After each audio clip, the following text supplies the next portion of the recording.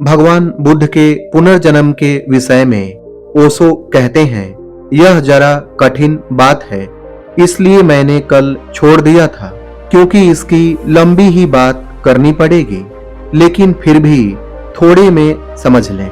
सातवें शरीर के बाद वापस लौटना संभव नहीं है। सातवें शरीर की उपलब्धि के बाद पुनर्आगमन नहीं है। वह पॉइंट ऑफ नो रिटर्न है, वहां से वापस नहीं आया जा सकता। लेकिन दूसरी बात सही है जो मैंने कही है कि बुद्ध कहते हैं कि मैं एक बार और आऊंगा मैत्रेय के शरीर में, मैत्रेय नाम से एक बार और वापस लौटूंगा। अब ये दोनों बातें तुम्हें विरोधी दिखाई पड़ेंगी, क्योंकि मैं कहता हूं सातवें शरीर के बाद कोई वापस नहीं लौट सकता, और बुद्ध का यह वचन कि वापस लौटेंगे, और बुद्ध सातवें शरीर को उपलब्ध होकर महानिर्वाण में समाहित हो गए हैं, तब यह कैसे संभव होगा? इसका दूसरा ही रास्ता है। आगे ओशो कहते हैं, असल में सातवें शरीर में प्रवेश के पहले अब तुम्हें थोड़ी सी बात समझनी पड़े। जब हमारी मृत्यु होती है तो भौतिक शरीर गिर जाता है, लेकिन बाकी कोई शरीर नहीं गिरता। मृत्यु जब हमारी होती है तो भौतिक शरीर गिरता है, बाकी 6 शरीर हमारे साथ रहते हैं। जब कोई 5वें शरीर को उपलब्ध होता है तो शेष 4 शरीर गिर जाते हैं और 3 शरीर शेष रह जाते हैं, 5वां, 6वां और 7वां। 5वें शरीर की हालत में यदि कोई चाहे तो ऐसा संकल्प कर सकता है कि उसके बाकी दूसरे और तीसरे और चौथे शरीर रह जाएं, और अगर वह संकल्प गहरा किया जाए और बुद्ध जैसे आदमी को यह संकल्प गहरा करने में कोई कठिनाई नहीं है, तो वह अपने दूसरे, तीसरे और चौथे शरीर को सदा के लिए छोड़ जा सकता है। ये शरीर शक्ति पुंज की तरह अंतरिक्ष में भ्रमण करते रहेंगे। दूसरा इथरिक जो भाव शरीर है, बुद्ध ने अपने अनंत जन्मों की भावनाएं अर्जित की हैं। वे इस शरीर की संपत्ति हैं। उसके सब सूक्ष्म तरंग इस शरीर में समाहित है। फिर एस्ट्रल बॉडी, सूक्ष्म शरीर, इस सूक्ष्म शरीर में बुद्ध के जीवन की जितनी सूक्ष्मतम कर्मों की उपलब्धियां हैं, उन सबके संस्कार इसमें शेष है। और चौथा शरीर मनस शरीर, मेंटल बॉडी, बुद्ध के मनस की सारी उपलब्धि, और बुद्ध ने जो मनस के बाहर उपलब्धियां की हैं, वे भी मन से ही हैं। उनको अभिव्यक्ति तो मन से ही देना पड़ता है। कोई आदमी 5वें शरीर से भी कुछ पाए, 7वें शरीर से भी कुछ पाए, जब भी कहेगा तो उसको चौथे शरीर का ही उपयोग करना पड़ेगा। कहने का वाहन तो चौथा शरीर ही होगा। तो बुद्ध की जितनी वाणी दूसरे लोगों ने सुनी है वह बहुत कम है। सबसे ज्यादा वाणी बुद्ध के चौथे शरीर ने सुनी है, जो बुद्ध ने सोचा भी है, जिया भी है, देखा भी है, समझा भी है। वह सब चौथे शरीर में संग्रहित है। ये तीनों शरीर सहज तो नष्ट हो जाते हैं। 5वें शरीर में प्रविष्ट हुए व्यक्ति के तीनों शरीर नष्ट हो जाते हैं।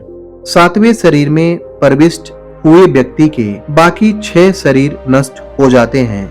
लेकिन 5वें शरीर वाला व्यक्ति यदि चाहे तो इन 3 शरीरों के संघट को अंतरिक्ष में छोड़ सकता है। ये ऐसे ही अंतरिक्ष में छूट जाएंगे जैसे अब हम अंतरिक्ष में कुछ स्टेशन विराम स्थल बना रहे हैं। वे अंतरिक्ष में यात्रा करते रहेंगे और वे मैत्रेय नाम के व्यक्ति में प्रकट होंगे। सूक्ष्म शरीर का परकाया प्रवेश। तो कभी जो मैत्रेय नाम की स्थिति का कोई व्यक्ति पैदा होगा, उस स्थिति का जिसमें बुद्ध के ये तीनों शरीर प्रवेश कर सकें, तो यह तीनों शरीर तब तक प्रतीक्षा करेंगे और उस व्यक्ति में प्रवेश कर जाएंगे। उस व्यक्ति में प्रवेश करते ही उस व्यक्ति की हैसियत ठीक वैसी ही हो जाएगी जैसी बुद्ध की थी, क्योंकि बुद्ध के सारे अनुभव, बुद्ध के सारे भाव, बुद्ध की सारी कर्म व्यवस्था का यह पूरा इंतजाम है। ऐसा समझ लें कि मेरे शरीर को मैं छोड़ जा सकूं, इस घर में सुरक्षित कर जा सकूं। जैसे अभी अमेरिका में एक आदमी मरा कोई 3 साल पहले, तो वह कोई करोड़ों डॉलर का ट्रस्ट कर गया और कह गया मेरे शरीर को तब तक बचाना जब तक साइंस इस हालत में न आ जाए कि उसको पुनर्जीवित कर सके। तो उसके शरीर पर लाखों रुपए खर्च हो रहा है। उसको बिल्कुल वैसे ही सुरक्षित रखना है, उसमें जरा भी खराबी न हो जाए। उस समय तक अगर इस सदी के पूरा होते होते हम शरीर को पुनर्जीवित कर सकें तो वह शरीर पुनर्जीवित हो जाएगा। निश्चित ही उस शरीर को दूसरे की आत्मा उपलब्ध होगी। वह आत्मा उपलब्ध नहीं हो सकती, लेकिन शरीर वह रहेगा, उसकी आंखें वह रहेगी, उसके चलने का ढंग यह रहेगा, उसका रंग ढंग वह रहेगा, उसके नाक नक्श यह रहेगा। इस शरीर की आदतें उसके साथ रहेंगी। एक अर्थ में वह उस आदमी को रिप्रेजेंट करेगा इस शरीर से। और अगर वह आदमी सिर्फ भौतिक शरीर पर ही केंद्रित था जैसा कि होना चाहिए, नहीं तो भौतिक शरीर को बचाने की इतनी आकांक्षा नहीं हो सकती। तो अगर वह शरीर भौतिक शरीर ही था, बाकी शरीरों का उसे कुछ पता नहीं था, तो कोई भी दूसरी आत्मा बिल्कुल एक्ट कर पाएगी। वह बिल्कुल वही हो जाएगी और वैज्ञानिक दावा भी करेंगे कि वह यही आदमी था जो मर गया था, और इसमें कोई फर्क नहीं करेंगे। उस आदमी की सारी स्मृतियां जो इसके भौतिक ब्रेन में संरक्षित होंगी, वह सब जग जाएंगी। वह फोटो पहचान कर बता देगा कि यह मेरी माँ की फोटो है। वह बता सकेगा कि यह मेरे बेटे की फोटो है। ये सब मर चुके हैं तब तक, लेकिन वह फोटो पहचान लेगा। लेकिन यह आत्मा दूसरी है। लेकिन ब्रेन के पास जो मेमोरी, स्मृति सामग्री है, वह दूसरा है। स्मृति का पुनरारोपण। अभी वैज्ञानिक कहते हैं कि हम बहुत जल्दी स्मृति को ट्रांसप्लांट कर पाएंगे। यह संभव हो जाएगा। इसमें कठिनाई मालूम नहीं होती। अगर मैं मरूं तो मेरी अपनी एक स्मृति है और बड़ी संपत्ति खोती है दुनिया की। क्योंकि मैं मरता हूं तो मेरी सारी स्मृति खो जाएगी। अगर मेरी सारी स्मृति की पूरी टेप, पूरा यंत्र मेरे मरने के साथ बचा लिया जाए, जैसे हम आंख बचा लेते हैं। अब कल तक आंख ट्रांसप्लांट नहीं होती थी, लेकिन अब हो जाती है। अब मेरी आंख से कल कोई दूसरा देख सकेगा। सदा मैं ही देखूं, अब यह बात गलत है। अब मेरी आंख से कोई दूसरा भी देख सकेगा और सदा मेरे हृदय से मैं ही प्रेम करूं, यह भी गलत है। हृदय से कोई दूसरा भी प्रेम कर सकेगा। अब हृदय के संबंध में बहुत वादा नहीं किया जा सकता कि मेरा हृदय सदा तुम्हारा रहेगा। वैसा वादा करना बहुत मुश्किल है, क्योंकि यह हृदय किसी और के भीतर से किसी और को वादा कर सकेगा। इसमें अब कोई कठिनाई नहीं रह गई। ठीक ऐसे ही कल स्मृति भी ट्रांसप्लांट हो जाएगी। वह सूक्ष्म है, बहुत डेलिकेट है, इसलिए देर लग रही है और देर लगेगी। कल मैं मरूं तो जैसे मैं आज अपनी आंख दे जाता हूं आई बैंक को, ऐसे ही मेमोरी बैंक को अपनी स्मृति दे जाऊं और कहूं कि मरने के पहले मेरी सारी स्मृति बचा ली जाए और किसी छोटे बच्चे को ट्रांसप्लांट कर दी जाए, तो जिस छोटे बच्चे को मेरी स्मृति दे दी जाएगी, मुझे जो बहुत कुछ जानना पड़ा वह उस बच्चे को जानना नहीं पड़ेगा। वह जाने हुए ही बड़ा होगा। वह उसकी स्मृति का हिस्सा हो जाएगा। वह उसको एब्जॉर्ब कर जाएगा। इतनी बातें वह जानेगा ही, और तब बड़ी मुश्किल हो जाएगी, क्योंकि मेरी स्मृति उसकी स्मृति हो जाएगी और वह कई मामलों में ठीक मेरे जैसा ही उत्तर देगा और कई मामलों में ठीक मेरे जैसे ही पहचान दिखलाएगा, क्योंकि उसके ब्रेन के पास मेरा ब्रेन है। आगे ओशो कहते हैं, मेरा मतलब समझ रहे हो ना? तो बुद्ध ने एक दूसरी दिशा में प्रयोग किया है, और भी लोगों ने प्रयोग किए हैं, और वे वैज्ञानिक नहीं थे, और वे ऑकल्ट परावैज्ञानिक हैं।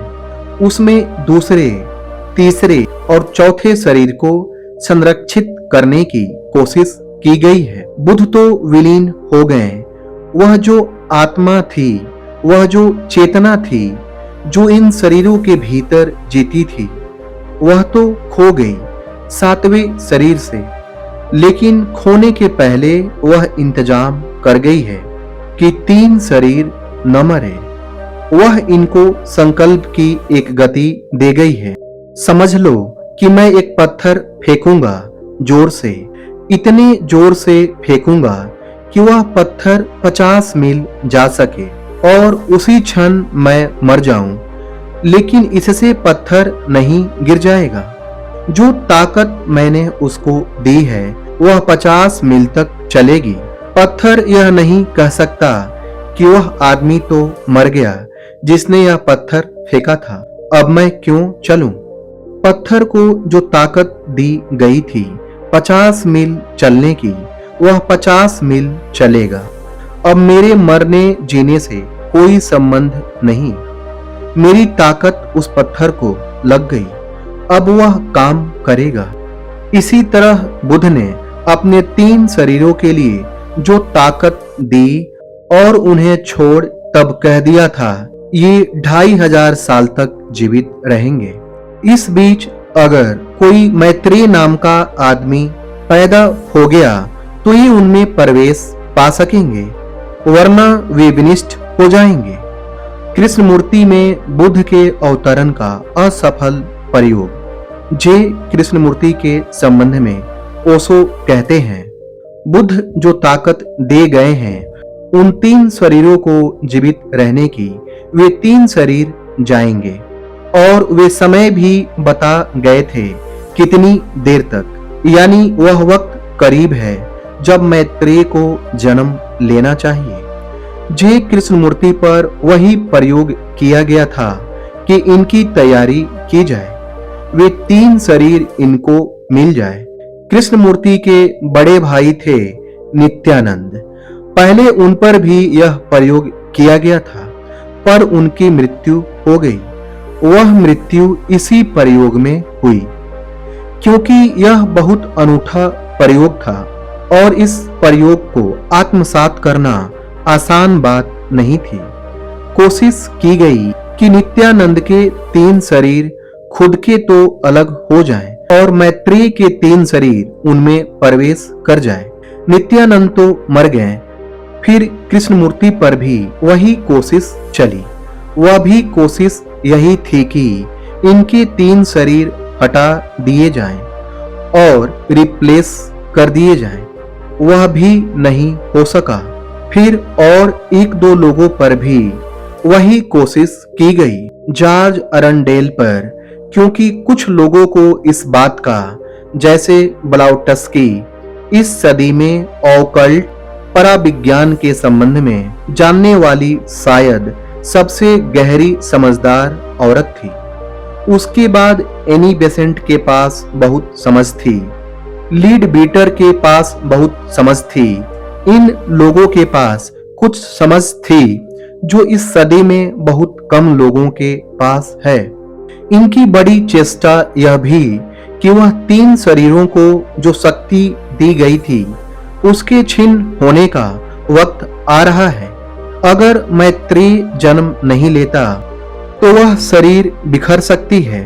उनको इतने जोर से फेंका गया था, वह समय पूरा हो जाएगा और किसी को अब तैयार होना चाहिए कि वह उन 3 शरीरों को आत्मसात कर ले। जो व्यक्ति भी उनको तीनों को आत्मसात कर लेगा वह ठीक एक अर्थ में बुद्ध का पुनर्जन्म होगा। एक अर्थ में ओशो कहते हैं, मेरा मतलब समझें, बुद्ध की आत्मा नहीं लौटेगा। इस व्यक्ति की आत्मा बुद्ध के शरीर ग्रहण करने, बुद्ध का काम करने लगेगी, एकदम बुद्ध के काम में संलग्न। इसलिए हर कोई व्यक्ति नहीं हो सकता इस स्थिति में। जो होगा भी वह भी करीब करीब बुद्ध के पास पहुंचने वाली चेतना होनी चाहिए, तभी उन 3 शरीरों को आत्मसात कर पाएंगी, नहीं तो मर जाएगी। तो जो असफल हुआ सारा का सारा मामला, वह इसीलिए असफल हुआ कि उसमें बहुत कठिनाई है। लेकिन फिर भी अभी भी चेष्टा चलती है। अभी भी कुछ छोटे से इजोटेरिक सर्कल इनकी कोशिश में लगे हैं कि किसी बच्चे को वे 3 शरीर मिल जाए। लेकिन अब उतना व्यापक प्रचार नहीं चलता। प्रचार से नुकसान हुआ। जे कृष्णमूर्ति के साथ संभावना थी कि शायद वे 3 शरीर कृष्णमूर्ति में प्रवेश कर जाते। उनके पास उतनी पात्रता थी, लेकिन इतना व्यापक प्रचार किया गया। प्रचार शुभ दृष्टि से किया गया था कि जब बुद्ध का आगमन हो तो वे फिर से रिकॉग्नाइज हो सकें, पहचाने जा सकें। और यह प्रचार इसलिए भी किया गया था कि बहुत से लोग जो बुद्ध के समय में जीवित थे उनकी स्मृति जगाई जा सके, वे पहचान सकें कि यह आदमी वही है कि नहीं। इस ध्यान से प्रचार किया गया था। लेकिन यह प्रचार घातक सिद्ध हुआ और उस प्रचार ने कृष्णमूर्ति के मन में एक रिएक्शन और प्रतिक्रिया को जन्म दे दिया। वह संकोची और छुई मुई व्यक्तित्व हैं। ऐसा सामने मंच पर होने में उनको कठिनाई पड़ गई। अगर वह चुपचाप और किसी एकांत स्थान में इस प्रयोग को किया गया होता, किसी को न बताया गया होता जब तक कि घटना घट जाती, तो शायद संभव था कि यह घटना घट जाती। यह नहीं घट पाई। वह बात ही चूक गई। जापान में जब इस घटना के दिन हजारों बौद्ध भिक्षु इंतजार कर रहे थे कि कृष्णमूर्ति आकर बस यह घोषणा करेंगे कि मैं कृष्णमूर्ति नहीं, मैं मैत्रेय हूँ और मैत्रेय के तीनों शरीर उनमें प्रवेश कर जाते, पर ऐसा नहीं हो सका। कृष्णमूर्ति ने सालों की मेहनत का क्षण में खत्म कर दिया। कृष्णमूर्ति ने अपने शरीर के छोड़ने से इनकार कर दिया और इसलिए दूसरे शरीर के लिए जगह ही नहीं बन सकी।